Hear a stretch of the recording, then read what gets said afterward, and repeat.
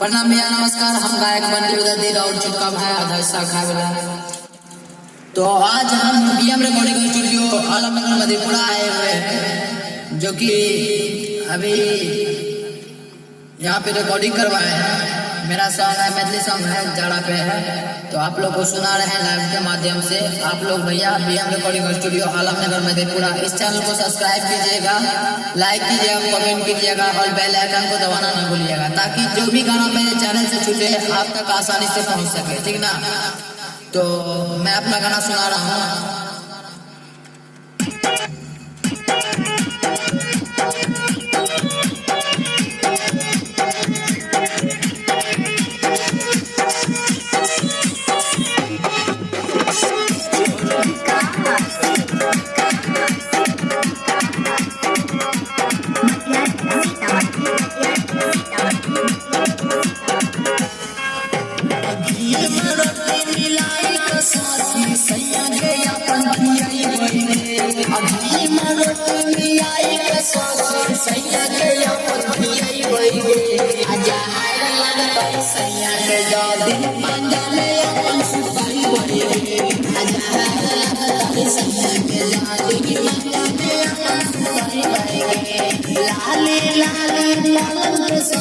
कमल में मंगल मनाई गए, लाले लाले लाल साथी कमल में मंगल मनाई गए।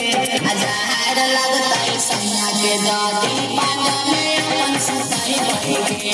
हजार लगता है सैया के दादी पाजा में अपन सुताई गए।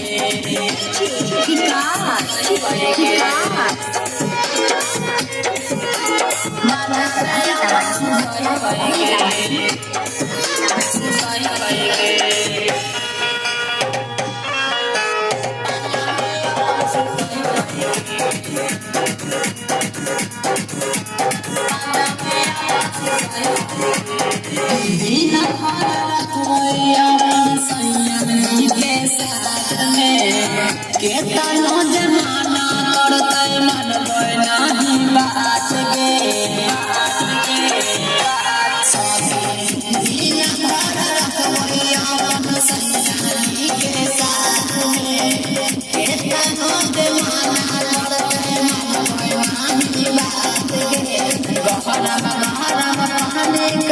सैया के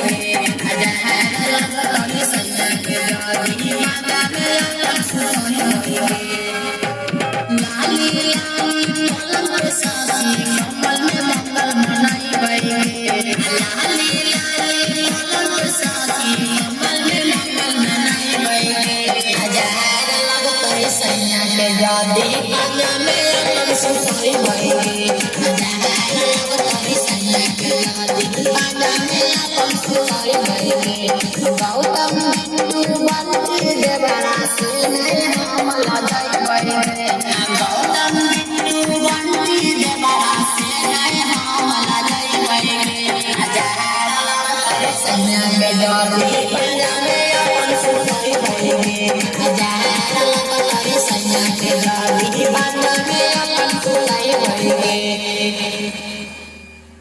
हेलो भैया भैया सब ये recording BM recording studio Alamnagar Madhepura का था।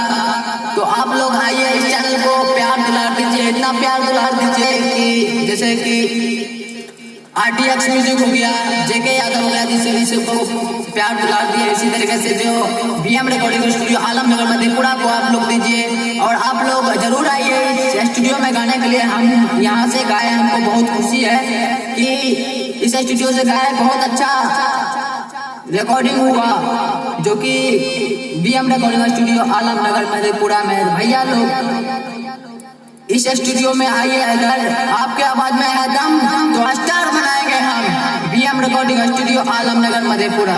जय हिंद, जय भारत।